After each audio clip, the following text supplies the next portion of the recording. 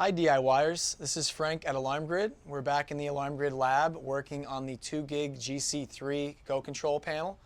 Today we'll be working on showing you how to enable or disable the quick arming feature. This is a feature that allows you to essentially arm stay away from the panel without entering a user code.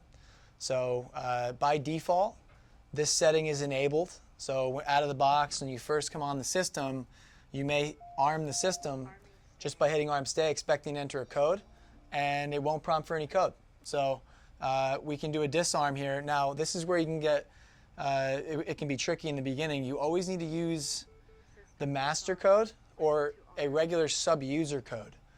If you're in the habit of using the installer code, which by default is 1561, the installer code will not disarm the panel. See how it says invalid code? It'll not disarm the panel when you use a quick arm. So the quick arm is actually using your master code. It's using a code that requires a master or a sub-user. The installer code will not work. So we'll use our default master to disarm there, which is 1111. But I just wanted to show you that feature because that can foul some people up in the very beginning when they first are testing the system. They may be more familiar with the installer code, not the master. So it's important to keep that in mind when you're considering disabling your quick arming selection. So it's nice to have. It's very convenient. And usually people will keep it enabled. One reason why you would want to disable it is if you're in a business or even in a residential environment and you want to be able to track arming, basically arming of the system at the keypad and know who armed when, then you want to disable this feature. And the reason why is this will use the same code every time when you arm the system if the quick arm is enabled. If you disable this code, or if you disable the quick arm feature, then you'll need to enter your own user code each time you arm, and therefore using alarm.com or the logs on the system, you can track who's arming when. So this is usually something that's more important in a business environment. If you want to know when people are coming in and out, or you want to know who's arming the system. If you don't care and it doesn't matter, and you want it to be a little easier, you can leave it enabled. Again, out of the box, it is enabled. I'll show you how to pop into programming and disable the feature here today. So the first thing we want to do is hit the 2GIG on the top right. And then this is going to get us into our installer code. We'll enter that'll put you in the installer toolbox. And then it'll prompt you for that installer code, which again is the 1561.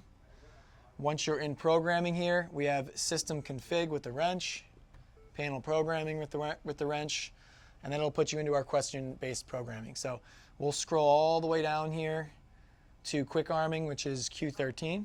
That's our 13th question. Again, out of the box, you'll see it's enabled.